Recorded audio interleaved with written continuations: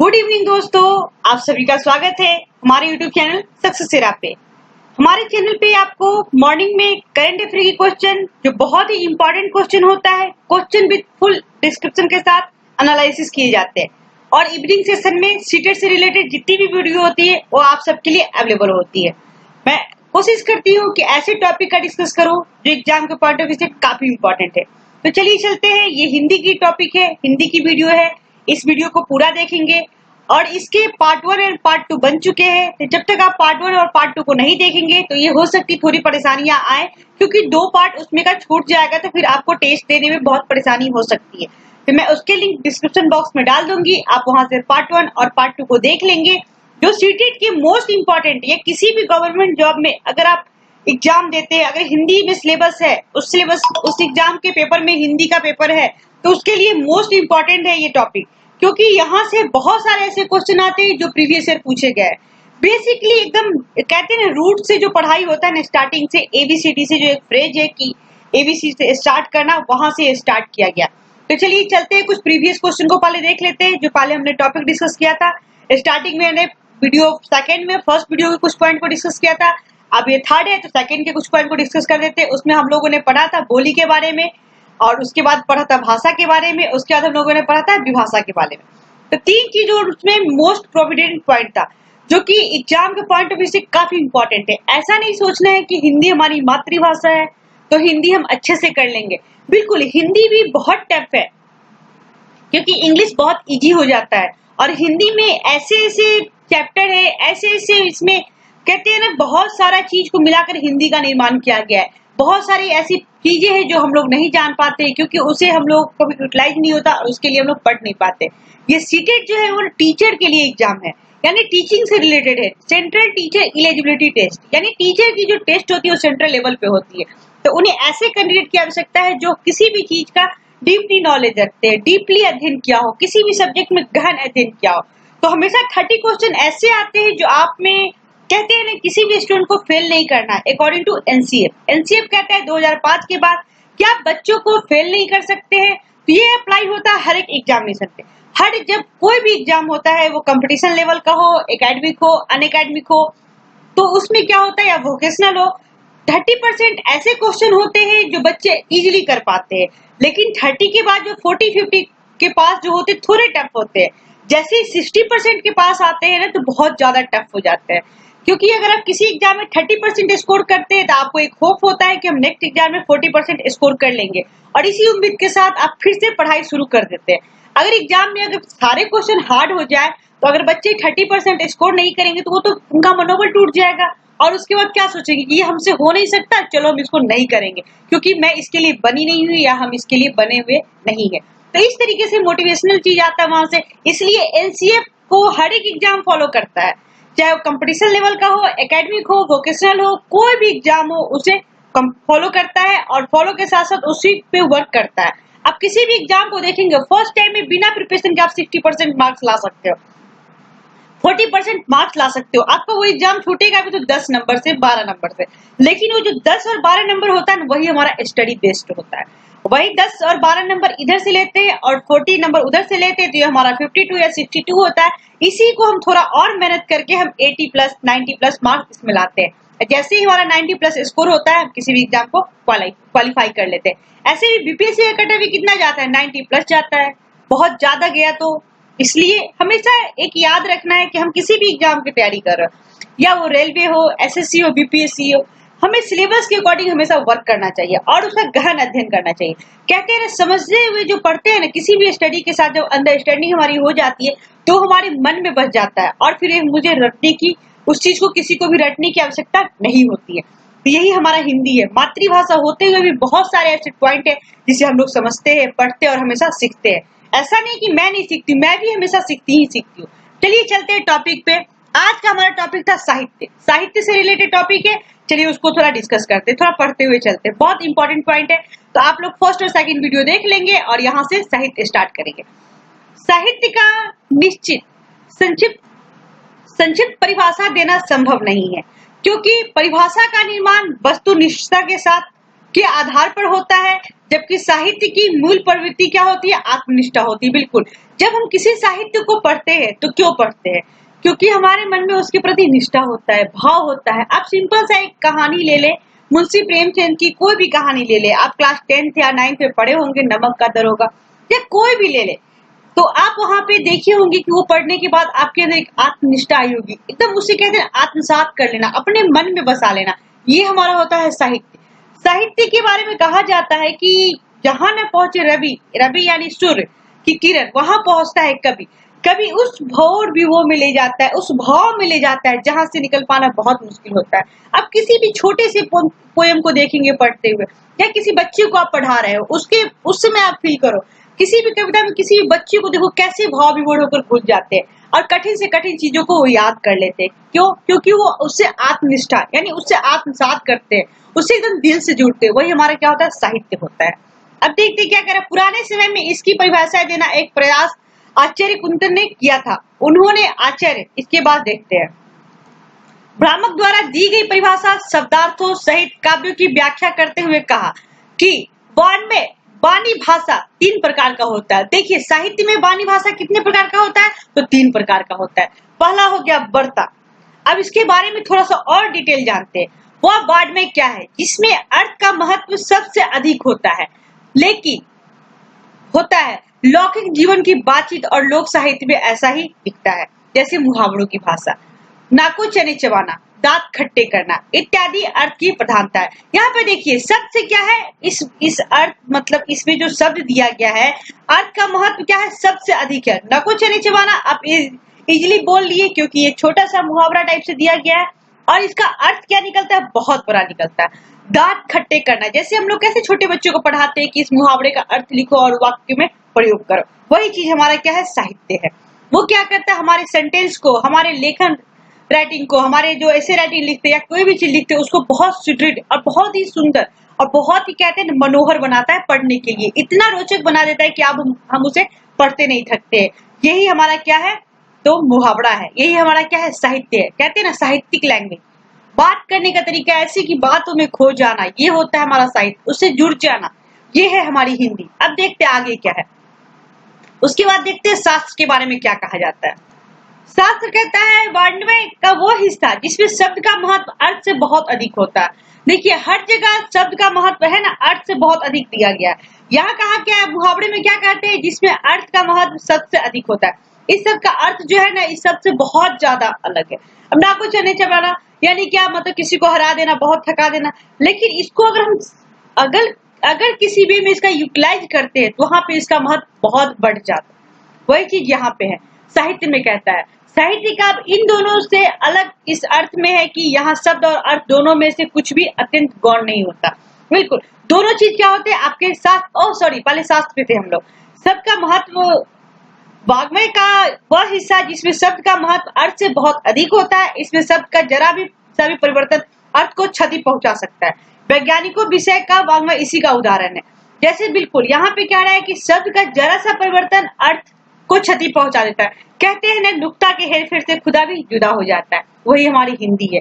बिल्कुल हल्का किसी जगह अनुस्वार छूट गया या हलन छूट गया तो क्या होता है? उसका अर्थ बदल जाता है। उसका आप कहते हैं ना शब्द का परिवर्तन ऐसे होता है जैसे हम लोग सोच नहीं सकते। मतलब आप एक कल्पना नहीं कर सकते हो कि किसी भी चीज को अगर आप लिखते हो और कोई छोटा सा हिंदी का उसमें रेप लगना है, कोई भी मात्रा लगना है, छूट जाए तो देखियो आप उसका कितना विषय से विषयांतर उसका अर्थ हो जाता है। अब देखते हैं साहित्य काव्य क्या है। थोड़ा सा इसमें देखते चलेंगे, इससे ज्यादा क्वेश्चन नहीं आते। जो क्वेश्चन आने वाले थे तो मैंने उसके पहले ही बता दिए। थोड़ा सा यहाँ से देख लेते हैं साहित्य का, उससे जुड़े हुए जितने भी सारे महाकाव्य हुए उनके बारे में थोड़ा देखेंगे। उसके बाद फिर आगे टॉपिक को देखेंगे। इन दोनों से अलग इस अर्थ में है कि यहाँ शब्द और अर्थ दोनों से कुछ भी अत्यंत गौण नहीं होता। इसमें शब्द और अर्थ दोनों महत्वपूर्ण होते हैं तथा उनमें महत्वपूर्ण हेतु परस्पर प्रतिस्पर्धाएं होती है। आधुनिक काल में साहित्य शब्द का अर्थ बदलने लगा है। अब साहित्य सिर्फ कला या विकास की वस्तु नहीं रहे बल्कि समाज के यथार्थ से जुड़ने लगा है। यहाँ साहित्य का अर्थ समाज, यहाँ से देखेंगे मेन पॉइंट है, यहाँ साहित्य का अर्थ समाज का व्यापक हित है। इस शब्द के अनुसार साहित्य वही रचना है जहाँ समाज के व्यापक हित को ध्यान में रखकर की गई है। बिल्कुल पहले के साहित्य को पढ़ो तो कहते हैं ना समाज की जो साहित्य क्या है, एक दर्पण है, उसमें समाज की परिस्थितियों को झलकाया जाता है। बिल्कुल इन दोनों परिभाषाओं में साहित्य की बताई हुई विशेषता में एक और विशेषता है सौंदर्य और रमणीयता। बिल्कुल इतना अच्छा मतलब उसमें सौंदर्य होता है कि अगर आप उसको सोचने लगो, फील करो तो बहुत ही मजा आएगा किसी भी साहित्य को पढ़ने में। आप किसी लैंग्वेज में पढ़ रहे हो, हिंदी पढ़ो, भोजपुरी पढ़ो, इंग्लिश पढ़ो, कोई भी लैंग्वेज पढ़ो, साहित्य रचना सौंदर्य से उक्त होती है जो हमारे चित्त को प्रभावित करती है। बिल्कुल आप कभी साहित्य को पढ़ेंगे तो उसमें कोई किरदार आपको अच्छा लगेगा, सोचिए कि चलो मेरा भी किरदार ऐसा हो, काश ऐसा होता हमारे साथ, काश हम ये चीज करते। इस तरह की प्रवृत्ति मन में आती है पुस्तक को पढ़ने के बाद। अब देखते हैं इन सभी लक्षणों के आधार पर हम साहित्य की परिभाषा देने का प्रयास किया जा सकता है। देखिए यहाँ से परिभाषित किया गया है, लेकिन ये बस सोचने योग्य है। हम कह सकते हैं कि साहित्य वाङ्मय का वह रूप है जिसमें सौंदर्य के साथ समाज के व्यापक हित की भावना विद्यमान होती है तथा जिसमें शब्द और अर्थ दोनों के महत्व में प्रतिस्पर्धा लगती है। बिल्कुल, तो ये क्या है, साहित्य की परिभाषा है। अब देखते हैं कुछ और पॉइंट जो कि एग्जाम के से रिलेटेड है, उसे चलते हैं। हम लोगों ने आज पढ़ा साहित्य और हिंदी साहित्य का जो विस्तार पढ़ा वो पढ़ा और उसका क्या अर्थ होता है। तो अगर आपसे क्वेश्चन पूछा जाता है साहित्य का क्या अर्थ है तो आप उसका आंसर मुझे लगता है भली बात ही दे पाओगे। थोड़ा सा देखते काव्य खंड क्या होता है। काव्य खंड क्या है, एक और चीज बहुत इंपॉर्टेंट है, जब हम बच्चे को पढ़ाते हैं तो हमें इसी पढ़ाना होता है, इसलिए हम सबको आना ये बहुत जरूरी है। एग्जाम से रिलेटेड है और प्रैक्टिकल लाइफ से भी रिलेटेड है। एक पक्ष को लेकर चलता है, क्या है काव्य खंड देखते हैं, जैसे व्यक्ति, घटना और स्थिति। यह व्यक्ति या पक्ष पर ही केंद्रित होते हैं, न कि समाज पर। ऐसी स्थिति में कविता के लिए संपर्क भाव का क्षेत्र बचा। द्विवेदी युग के कवि इस चुनौती को नहीं समझ सके, इसलिए कविताओं में विचारों और वर्णनों की प्रस्तुति करके गद्य में लोहा लेते हैं। इस प्रक्रिया में कविता को लाभ तो नहीं हुआ, बल्कि उनकी कविताएं अपने स्वरूप में गद्यात्मक इतिवृत्तात्मक हो गई। क्या कहते, छायावाद के कवियों ने बदलते हुए समय की नज्म को पहचाना और कविता के स्वरूप में संशोधन किया। उन्होंने मुक्त गीत और प्रगति लिखे तो तृप्ति भावनाओं को बाहर थे। इसके अतिरिक्त उन्होंने पारंपरिक प्रबंध काव्यों के इतिवृत्तात्मक प्रसंगों को कम करते हुए भावनात्मक प्रसंगों को बनाए रखे हुए ऐसी कविताओं को रची जो आगे पुराने प्रबंधों काव्यों से आकार में छोटी थी, किंतु मुक्त कविताओं से लंबी थी। कोई उपयुक्त नाम न मिलने के कारण उस समय इन्हें लंबी कविता कह दिया जाता था।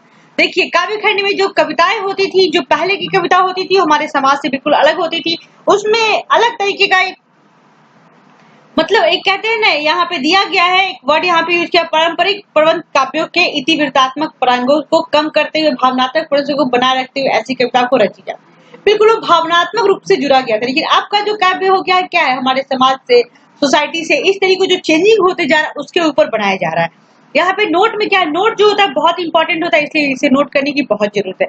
आत्मनिष्ठ, व्यक्तिनिष्ठ, स्वयं पर निर्भर होता है। देखिए आत्मनिष्ठ खुद पर और व्यक्तिनिष्ठ किसी व्यक्ति पर, क्या है स्वयं पर निर्भर करता है। वस्तुनिष्ठ के बारे में देखते हैं, वस्तु पर निर्भर और सभी के लिए समान होता है। वस्तुनिष्ठ क्या है, वस्तु पर निर्भर होता है। अगर आप किसी ऑब्जेक्टिव क्वेश्चन का निकालते हैं तो उसे कहते नहीं वस्तुनिष्ठ क्वेश्चन, इसे बहुत सारे ऑब्जेक्टिव है 4 और क्या है उसमें जो वस्तु क्वेश्चन में दिया गया उससे ही रिलेटेड है। तो किस पे निर्भर कर रहा है चारों ऑप्शन, तो वस्तु पे निर्भर कर रहा है। अब तथ्य को देखते, तथ्य जिसे मानने के लिए सभी बाध्य हो। बिल्कुल तथ्य को बदला नहीं जा सकता, इसके साथ समझौता नहीं कर सकते, सिर्फ इसे मानने के अलावा। क्या कह रहा है, जिसे मानने के लिए सभी बाध्य हो। एक आदेश अनुसारी होता है, अर्थात केवल एक पक्ष को लेकर चलता है, जैसे व्यक्ति, घटना, काल, स्थिति इत्यादि। इनमें क्षण परिवर्तन की जरूरी होता। जयद्रथ मैथिली शरण गुप्त और भारत भारती मैथिली शरण गुप्त, ये 2 बुक है जो उन्होंने लिखा है, मैथिली शरण गुप्त के द्वारा लिखा गया है, जो उनकी रचना है। अब देखते हैं क्या है गद्य काव्य, ऐसा काव्य जो विस्तार पूर्ण व्यास शैली में लिखा जाता है जिसे ज्ञता नहीं होता है। बिल्कुल हम गद्य काव्य को पढ़ते हैं उसको गा नहीं सकते। अब चलते हैं जैसे उपन्यास, ये बहुत इंपॉर्टेंट पॉइंट है, इसे नोट कर लेना जो भी आप लोग वीडियो इसे देख रहे हो, क्योंकि ये VVI क्वेश्चन है। गद्य काव्य किसे कैसे, ऐसा काव्य जो विस्तार रूप से व्यास शैली में लिखा, किस शैली में लिखा जाता है, व्यास शैली में लिखा जाता है। ये बहुत इंपॉर्टेंट पॉइंट है, गद्य काव्य को व्यास शैली में लिखा जाता है जिसमें ज्ञता नहीं होता है। जैसे उपन्यास, कहानी, नाटक, निबंध, एकांकी मतलब छोटी कहानी, गद्य की विद्या, ये हो गया। अब देखते हैं पद्य काव्य क्या है। पद्य काव्य मुक्त भावनाओं यानी फीलिंग्स के को प्रभावित होकर लिखा जाता है, इसमें ज्ञता एवं संगीतात्मक होता है। बिल्कुल पद क्या हो गया, जैसे देखते उदा, गीत, प्रगति, पहेली, मुकरी, ढोकसला, ये तरह तरह के पद काव्य हैं जो अलग अलग क्षेत्रों के हैं। पद और गद्य और पद्य काव्य में की मिश्रित शैली को चंपू काव्य कहते हैं। बिल्कुल, ये भी बहुत इंपॉर्टेंट पॉइंट है, इसे नोट कर लेंगे। कभी कभी क्वेश्चन पूछ देता है कि दोनों की मिश्रित शैली को क्या कहते हैं। गद्य और पद्य काव्य की मिश्रित शैली को चंपू काव्य कहते हैं। और क्या कहते हैं, गद्य काव्य को क्या किस शैली में लिखा जाता है, तो व्यास शैली में लिखा जाता है ये चीज। और गद्य काव्य में ज्ञाता नहीं होता, यानी गाने वाला नहीं होता है, लेकिन पद्य काव्य में गाने वाला ज्ञाता एवं संगीतात्मक होता है। अब देखते हैं गीत का क्या भाव है। गीत यह भाव का चरण तीव्रता में लिखे जाते हैं, इसे गाया जा सकता है। बिल्कुल, इसे भाव एक्टर होती है, ये इसमें भाव व्यक्तित्व होती है। गीत और पद समान होते हैं, किंतु पद में भक्ति भाव होते हैं। बिल्कुल, तो ये था गीत के बारे में। तो मुझे यहाँ से 2-4 पॉइंट बहुत इंपॉर्टेंट था, जैसे पद काव्य, गद्य काव्य, साहित्य का कैसे हुआ, वस्तुनिष्ठ हो गया, फिर क्या है काव्य खंड, ये सब बहुत इंपॉर्टेंट था। अब देखते आगे और क्या बच रहा है इसमें। अब देखते काव्य खंड। काव्य खंड अब देखते प्रगति क्या है। इसमें गीत से ज्यादा भाव एक्टता होती है, मतलब भाव बहुत ज्यादा भरा रहता है। इसमें छंद भंग हो जाता है, इसमें ज्ञता समाप्त हो जाती है, क्योंकि प्रगति है वो बहुत ज्यादा अंदर से कहते हैं ना भाव उत्पन्न करने वाली कविता होती है। प्रगति का मतलब होता है कि आप किसी चीज को पढ़ करके आपके अंदर एकदम जोश भर देना, तो ये है हमारी प्रगति का। इसमें ज्ञता ने निराला ने सबसे ज्यादा प्रगति गीत की रचना की है। प्रगति का सर्वाधिक विकास छायावाद में हुआ है। बिल्कुल, एक और क्वेश्चन पूछा था कि प्रगति साहित्य का विकास कहाँ हुआ है, तो छायावाद में हुआ है। अब देखते पहेली के बारे में क्या कहा गया। जिस कविता में प्रश्न हो तथा श्रोता उसका उत्तर दे। बिल्कुल, बहुत ही बेहतरीन तरीके से समझेंगे पहेली को कैसे हमारे हिंदी ने डिफाइन किया। जिस कविता में प्रश्न हो तथा श्रोता उसका उत्तर दे, उससे पहेली कहते हैं। बिल्कुल, पहेली हम लोग किसी से बुझाते हैं, मतलब उसमें क्वेश्चन है, और जो लिसनर होता है यानी जो श्रोता होता है, जो सुनने वाला होता है, वो उसका उत्तर देता है। आदिकाल में अमीर खुसरो ने तथा आधुनिक काल में भारतेंदु हरिश्चंद्र ने इसका उपयोग किया है। अमीर खुसरो किस काल के कवि है, तो आदिकाल के कवि है। और भारतेंदु हरिश्चंद्र कहाँ के कवि है, तो आधुनिक काल के कवि है। इस तरीके से हम लोग मेन पॉइंट को कंप्लीट करेंगे, और आप लोग इसे कोशिश करेंगे वीडियो को देखते हुए लिखते चले। उदाहरण देखिए, एक थाल मोती से भरा, सबके सिर औधा चढ़ा। देखिए, एक बुझौली है कि आकाश में तारों का जो पट्टी बढ़ा हुआ है, प्रकाश की बहती गंगा रहती है, प्रकाश की बहती नदी, असंख्य लाखों तारों की वहां पे क्या रहता है, एक पट्टी सी बनी रहती है। वही कह रहा है कि एक थाल मोती से भरा, सबके सिर औधा धरा, चारों ओर वह थाल फिरे, मोती उससे एक न गिरे। बिल्कुल, एक थाल, आकाश को थाल के समान माना गया है, और क्या है, वो मोती से भरा हुआ है। सबके सिर पे एक औधा की तरह धरा, मतलब लग रहा है कि कुछ पड़ा हुआ है उसके ऊपर। चारों ओर वह थाल फिरे। बिल्कुल, जब आप चारों तरफ घूमते हैं तो आपको आसमान घूमता हुआ दिखता है। मोती उससे एक न गिरे, और उसमें से मोती एक भी नहीं गिरता है। तो ये थी पहेली के लिए। अब चलते हैं मुकड़ी क्या है। बिल्कुल, कहना हिंदी एक ऐसी चीज है जहाँ पे बहुत ऐसे इंपॉर्टेंट पॉइंट है जिसे हम लोग अभिज्ञ है, हम लोग को पता नहीं है ये चीज। तब मुकड़ी देखते हैं। जिस कविता में प्रश्न के साथ उत्तर भी हो, वह मुकड़ी कहलाती है। सामान्यतः इसमें 4 चरण होते हैं। देखते हैं क्या क्या चरण है। उदा, नित्य घर आवत है, रैन ढोले फिर जावत है, फसत अमावस गोरी के फंदा, सखी साजन न सखी चंदा। ये तो बहुत ही टफ उदाहरण लग रहा है, मुझे भी थोड़ा सा डिफिकल्ट हो रहा है इसे बताने में। जो मेरे दोस्त इसका समझ जाएंगे ना, उसको कमेंट करके बताएंगे, नहीं तो कल के वीडियो में इसका बताऊंगी, क्योंकि ये बहुत ही साहित्यिक लैंग्वेज है, बहुत टफ लग रहा है। क्या है, नित्य घर आवत है यानी रोज आवत है, रैन ढले फिर जावत है यानी शाम ढलते ही वो चला जाता है, फरसत अमावस गोरी के फंदा। फसत अमावस, वो फंसते हैं कब, अमावस की रात में। गोरी के फंदा यानी अमावस की रात में क्या होता है ना, चंद्रमा नहीं दिखता, तो गोरी के मतलब फंदा में फंस जाते हैं। सखी साजन न सखी चंदा, नहीं वो अमावस की रात में जो दिखाई नहीं देता है चंदा, उसके बारे में कहा गया है। और आगे के लाइन में कहा जा रहा है सखी साजन न सखी चंदा। बिल्कुल, एक ही दिन ऐसा होता है जो चांद नहीं दिखते हैं, और पूर्ण चंद्रमा वाली रात पूर्णिमा को होती है, उसके बाद फिर वो पूरा थोड़ा थोड़ा दिखाई देते चला जाता है। तो ये एक कहानी के तौर पे, एक कविता बहुत ही अच्छे तरीके से मुकड़ी के तौर पे दिया गया। देखिए कितना बड़ा सेंटेंस इसका अर्थ निकल के आते हैं। नित आवत है रैन ढले फिर जावत है, नित घर आवत है रैन ढले फिर जावत है। कहता है नित घर आवत है रैन ढले फिर जावत है, फसत अमावस गोरी के फंदा, सखी ना सखी साजन न सखी चंदा। बिल्कुल, ना उसकी सहेली को चंदा मिल पाता है और न ही उसके साजन मिल पाते। ये चीज यहाँ पे बताया गया है मुकड़ी के द्वारा। इसमें क्या है, कविता में प्रश्न के साथ साथ उत्तर भी है। नित्य घर आवत है, रैन ढले फिर जावत है, कोई आ रहा है डेली और शाम होते चला जा रहा है। फसत अमावस गोरी के फंदा, बिल्कुल अवश्य की रात में पूर्ण दिखाई नहीं दे रहा, लग रहा है कहीं और फंस चुका है। सखी साजन न सखी चंदा, तो ये थे क्या, मुकड़ी। अब चलते गजल के बारे में देखते हैं क्या है। देखिए यहाँ पे बहुत ही बेहतरीन तरीके से गजल के बारे में बताया गया है। गजल का अर्थ होता है महिलाओं से बातचीत, महिलाओं से या महिलाओं की बातचीत। बिल्कुल, ये तो जिन्होंने भी इसकी लिखा है, ये डेफिनेशन दिया है, बहुत ही बेहतरीन दिया है कि गजल में सिर्फ महिलाओं से या महिलाओं की बातचीत के बारे में बताया गया। ये उर्दू फारसी की परंपरा से भारत में आई है। देखिए ये कहाँ से आई है गजल, तो उर्दू और फारसी की परंपरा से भारत में आई है। ये 1950 के बाद समाज से जुड़ने लगी है। गजल को पहला शेर को मतला, देखिए गजल के पहला शेर जो होता है फर्स्ट लाइन को मतला यानी उगता हुआ सूर्य कहते हैं। मतला का मतलब क्या होता है, उगता हुआ सूर्य कहते हैं, जबकि अंतिम शेर को मक्ता कहते हैं यानी ढलता हुआ सूर्य। बिल्कुल दो वर्ड आया है यहाँ पे, मतला और मक्ता। समझ के रहना है कि यहाँ पे तो बीच में है और यहाँ तो बीच लास्ट में है। यानी मतला का अर्थ होता है उगता हुआ सूरज और मक्ता का अर्थ होता है अंतिम शेर का अर्थ क्या होता है, ढलता हुआ सूरज। गजल में लगभग 5 से 25 शेर होते हैं। अब देखते हैं उदा क्या होता है। जैसे इश्क का तीर कारी लगे, उसे जिंदगी क्यों ना भारी लगे। शेर हमेशा विषम संख्या में होते हैं और गजल में लय और तुक को क्रम से रदीफ और कावजीब कहते हैं। उदाहरण के तौर पे इसका दिया गया है, ये उदा नहीं है, सॉरी ये उदाहरण है। जैसे देखते हैं, जिसे इश्क की तीर कारी लगे, उसे जिंदगी क्यों ना भारी लगे। जिसे इश्क की तीर कारी लगे, उसे जिंदगी क्यों ना भारी लगे। शेर हमेशा क्या होता है, विषम संख्या में होता है, हमेशा याद रखेंगे। गजल में लय और लुक को क्रमशः रफीद या काफिजा कहते हैं, रदीफ या काफिजा कहते हैं, क्योंकि ये बहुत सारे वर्ड मुस्लिम से लिए गए हैं, मतलब मुस्लिम वर्ड है, तो थोड़ा सा इसे समझने में परेशानी होती है क्योंकि हम लोग का यूटिलाइज वाला वर्ड नहीं है। गजल हमेशा वहीं से दिया ही गया है कि ये कहाँ से है, उर्दू और फारसी परंपरा से ली गई है। तो उर्दू के बहुत सारे वर्ड क्या होते हैं, उर्दू के बहुत ही सुसज्जित होते हैं और बोलने में भी बहुत काफी लहजा होता है उसमें, और अर्थ तो समझ में आ जाए तो बहुत ही बड़ी बात है। तो ये चीज है। यदि लेखक अंतिम शेर के नीचे अपना नाम लिख देता है तो उसे तखल्लुस कहते हैं, तखल्लुस। देखिए एक और चीज नया आया जानने को। पहला शेर क्या होता है, पहला मतला होता है जिसका अर्थ होता है उगता हुआ शेर सूर्य, और दूसरा लास्ट वाला क्या होता है, ढलता हुआ सूर्य, मक्ता होता है। और जो विषम संख्या में होती है, लय और तुक को क्रम से क्या कहते हैं, रदीफ और काफिजा कहते हैं। और जो शेर के नीचे जो राइटर होता है वो अपना नाम लिख देता है, उसे क्या कहते हैं, तखल्लुस कहा जाता है। अब थोड़ा सा नज्म के बारे में पढ़ते हैं, उसके बाद ये सेशन खत्म करेंगे। अब देखते हैं नज्म क्या है। यह उर्दू परंपरा की अतुंकांत छंद विहीन कविता है जो अंतर गीत और प्रगति में है, वही अंतर गजल और नज्म में होता है। बिल्कुल। अब देखते हैं शोक गीत क्या होता है। शोक गीत विशेषता मृत्यु के अवसर पर लिखी जाती है। फारसी परंपरा में इसे मार्सिया तथा अंग्रेजी में इसे इल्गे कहते हैं, एलिजी।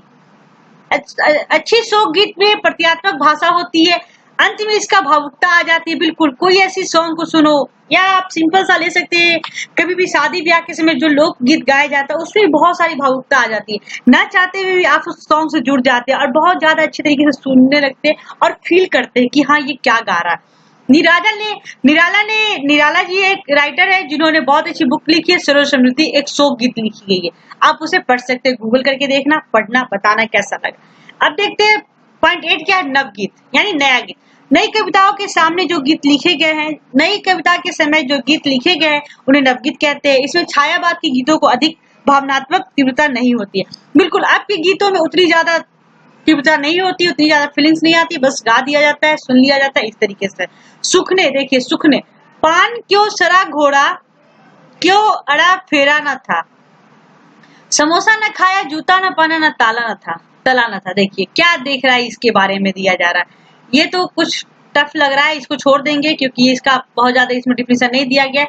अब देखते हैं कुछ और नेक्स्ट पॉइंट हमारे साहित्य से, तो उसे मैं आज ही के सेशन में कंप्लीट कर देना चाहती हूँ क्योंकि नेक्स्ट बार हम लोग उसके आगे पढ़ेंगे, बर्न करेंगे, उसके बाद जो ध्वनि है वहां से स्टार्ट करनी है, तो थोड़ा सा और देखते हैं इसके बारे में क्या क्या दिया होगा। हमारा साहित्य पॉइंट अब खत्म हो गया, वहां से जो कुछ मेन पॉइंट लगे आप लोग नोट कर लेना, क्योंकि मैं जब टेस्ट लूंगी मैं सोच रही हूँ कि नेक्स्ट वीक में हिंदी की और सीडीपी के टेस्ट ले लूं। और सीडीपी तो हम लोग की डेली चलेगी क्योंकि बहुत इंपॉर्टेंट टॉपिक होता है, हर एक सेक्शन में उससे पूछे जाते हैं क्वेश्चन।